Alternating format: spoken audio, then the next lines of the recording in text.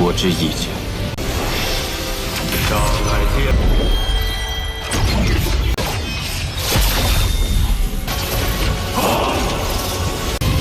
轮回。Halo semuanya, bagaimana nih kabar kalian?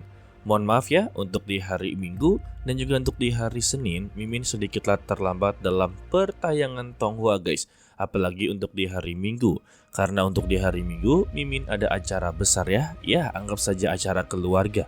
Dan Mimin sempatnya hanya untuk hari ini. Dan selanjutnya, semoga saja tetaplah berjalan seperti biasa ya guys. Dan kita akan melanjutkan Tonghua dari Renegade Immortal, tepatnya episode 108 guys.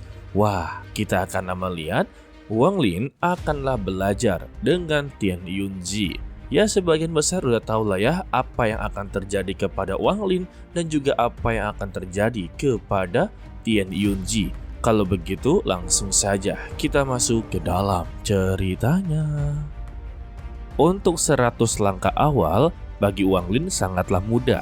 Tetapi ya ketika dia berada di puncak tanah penghancur abadi, 100 langkah barulah ujian yang sebenarnya. Baru saja 1 langkah, hawa dingin langsunglah memasuki semua saraf-saraf milik dari Wang Lin. Tetapi sama Wang Lin langsunglah dihancurkan dengan kekuatan dingin juga, yang membuat dia melangkah dengan begitu mudah. Tian Yunzi yang melihatnya sungguh begitu sangatlah tertarik. Padahal ya kalau bocah satu ini barulah berkultivasi selama 700 tahun. Bisa-bisanya dibilang bocah dong. Alasan dia tertarik ya karena baginya 700 tahun itu masihlah sedikit guys bagi kultivator agar melewati tanah penghancur abadi dengan begitu mudah. Dan dia bertanya-tanya sebenarnya apa yang dialami oleh Wang Lin. Meski begitu, dia masih meragukan kemampuan dari Wang Lin karena sudah mulai terlihat langkahnya Wang Lin perlahan-lahan mulai melambat. Dan dia menebak kalau Wang Lin hanya bisa 10 langkah saja. Tetapi dia salah perhitungan kalau Wang Lin berhasil 11 langkah.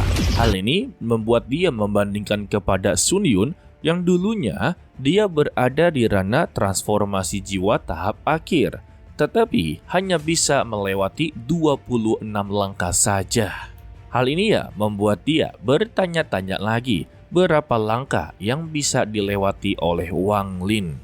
Dan siapa sangka kalau Wang Lin memecahkan ekspektasi dari Tian Yunzi. Sebab untuk saat ini Wang Lin berhasil di 27 langkah dan melewati si jenius yaitu Sun Yun.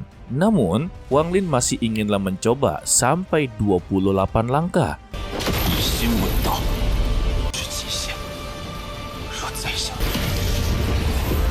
Tetapi Tian Yunzi langsunglah mengakhiri ujian ini dan meminta kepada Wang Lin untuklah menemuinya.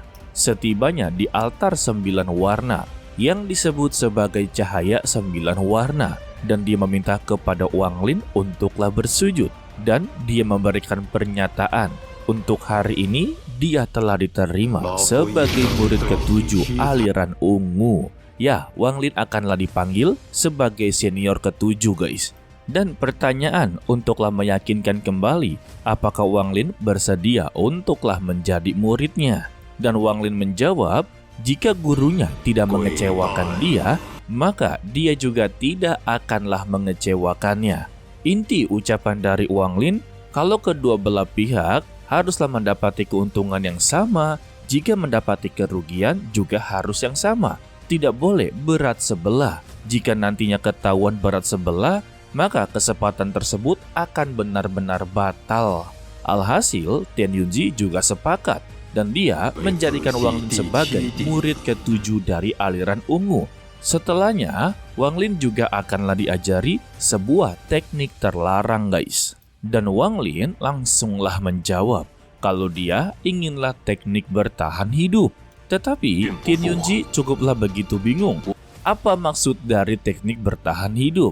Wang Lin menjelaskan selama dia mendapati pencerahan, maka dia inginlah tetap bertahan hidup untuklah mencari kebenaran Tao Agung. Sebut saja kalau Wang Lin inginlah abadi. Dan Tian Yunzi tampaknya mengerti apa yang diinginkan oleh Wang Lin. Namun dia mengaku kalau dia tidak memiliki teknik seperti itu. Dan sebagai gantinya, dia akanlah memberikan 3.600 teknik terlarang. Dan dia bebas untuklah memilihnya sendiri guys. Gila, 3.600 teknik ya. 100 aja udah sangatlah sulit untuk mencarinya. Dan Wang Lin langsunglah memasukinya guys. Di sana memang benar-benar ada 3.600 teknik terlarang. Dan Wang Lin langsunglah menyebarkan seluruh akal ilahinya. Wah, dari sekian banyak, Wang Lin malah tertarik kepada jalan abu-abu. Hal ini membuat Wang Lin bertanya-tanya. Padahal untuk Tian Yunzi sangatlah menyukai 7 warna serta menghormati 9 warna. Tetapi mengapa bisa ada jalan warna abu-abu? Dan Wang Lin curiga kalau teknik ini memiliki wujud seperti Tian Yunzi, tetapi begitu sangatlah mudah. Dia yakin kalau wujud ini berasal dari dunia yang berbeda.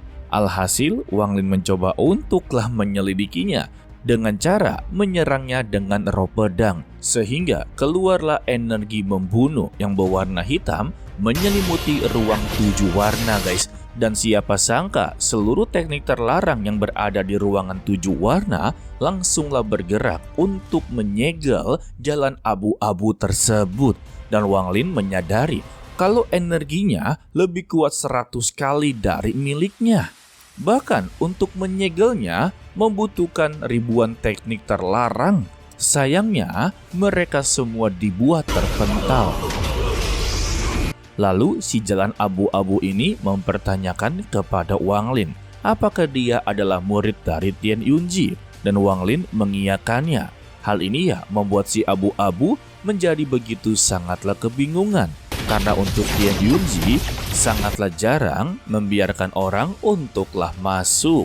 Dan jika dia membiarkannya masuk, sudah pasti tertuju kepada dirinya. Lalu dia kembali menyerang Wang Lin, yang membuat Wang Lin sungguhlah kebingungan. Dan dia terpaksa untuklah mengeluarkan gulungan reinkarnasi hidup dan mati. Hal ini membuat si abu-abu langsunglah terkejut. Karena konsepsi milik dari Wang Lin begitu sangatlah luar biasa. Ditambah membuat dia sangatlah yakin seyakinnya kalau Tian Yunzi memerintahkan Wang Lin untuklah masuk, tidak lain inginlah menguji dirinya apakah dirinya bersedia untuklah mengajarkan teknik pembunuhan abadi kepada Wang Lin. Ternyata ya teknik yang dia miliki ini adalah teknik yang begitu sangatlah luar biasa guys, daripada seluruh teknik yang berada di ruangan ini.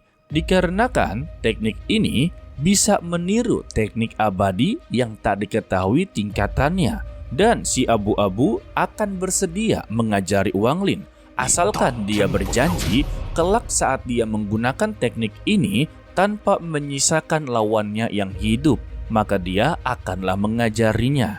Jadi maksudnya selama Wang Lin bertarung dengan lawannya dan menggunakan teknik ini, lawan yang berada di hadapannya tidak boleh disisakan sama sekali. Tetapi Wang Lin menolak untuklah belajar, serta bertanya mengapa dia haruslah belajar teknik seperti ini. Dan si abu-abu menjawab kalau dia adalah orang ke-6 yang dikirim oleh Tian Yunzi. Dan jika memang Wang Lin menolak, tidaklah dia permasalahkan. Namun ya, dia tetap meninggalkan sebuah giok kepada Wang Lin, sembari mengucapkan semuanya tergantung kepada dia dan tetaplah berhati-hati. Wadah. Alhasil, Wang Lin kembali menghadap kepada Tian Yunzi. Siapa sebenarnya orang yang berpakaian warna abu-abu tersebut? Tian Yunzi meminta kepada dia, janganlah berpikir macam-macam. Itu hanyalah jiwa primordial kedua yang dulunya dia paksa untuklah berpisah, dengan bertujuan untuk memahami kemampuan yin dan yang serta kenyataan ilusi. Lalu Wang Lin juga mendapati hadiah sebuah cincin yang dimana cincin ini bisalah menahan serangan penuh kultivator tahap akhir Ascendan sebanyak 2 kali guys. Namun, kalau cincin ini mengikat dengan peraturan sekte, jika nantinya Wang Lin melanggar, maka cincin ini tidak ada gunanya sama sekali. Yah. Lalu, Wang Lin mengutarakan keinginannya kalau dia inginlah turun gunung untuklah berlatih. Tian Yunzi mengizinkannya, namun ya, dia akan memberikan sebuah giok agarlah Wang Lin disebut sebagai utusan. Dan dia diutus ke negara Lingyu, serta dia pun diberikan sebuah koordinat.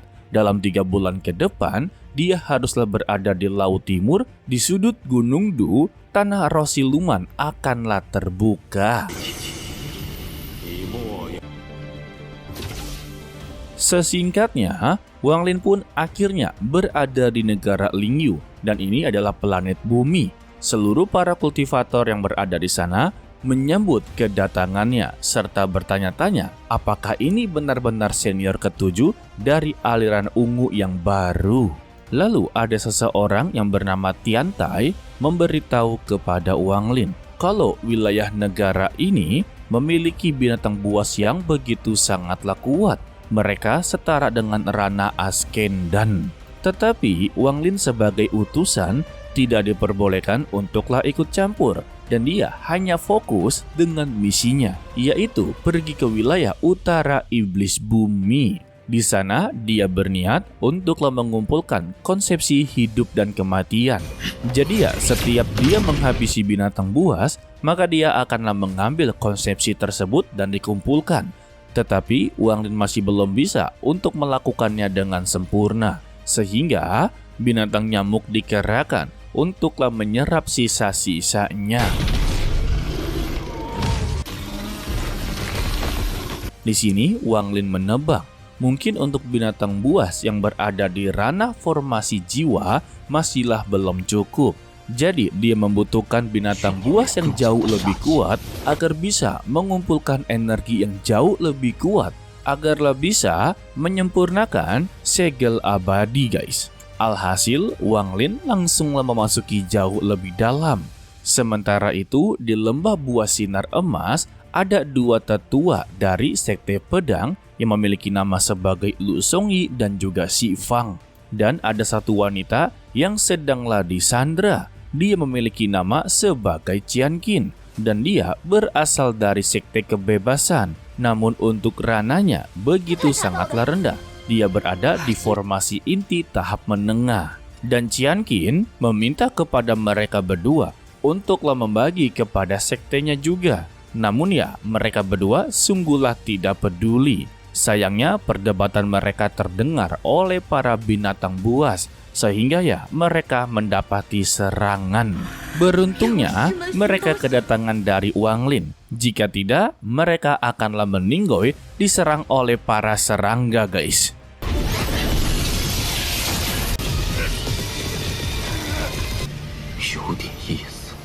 Namun kedatangan dari Wang Lin dianggap sebagai inginlah merampas buah emas tersebut, dan mereka memberikan sebuah peringatan jika dia mengambil 1 buah emas saja, maka tandanya akanlah bermusuhan dengan sekte pedang Daluo. Mendengar kata sekte pedang Daluo membuat Wang Lin langsunglah teringat dengan tragedi Zoe. Kebetulan untuk sekte pedang Daluo ini adalah milik dari Ling Tianhuo, dan saat ini Zoe berada di tangannya. Maka dengan begitu, Wang Lin inginlah bertanya beberapa hal kepada mereka berdua, guys. Waduh,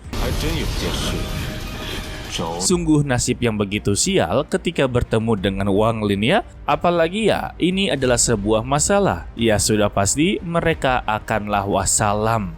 Oke lah, sepertinya cukup sampai di sini saja dulu untuklah video kali ini ya guys. Sekali lagi mohon maaf kalau Mimin terlambat untuklah penayangannya. Semoga saja ya untuk kedepannya tidak ada halangan lagi guys.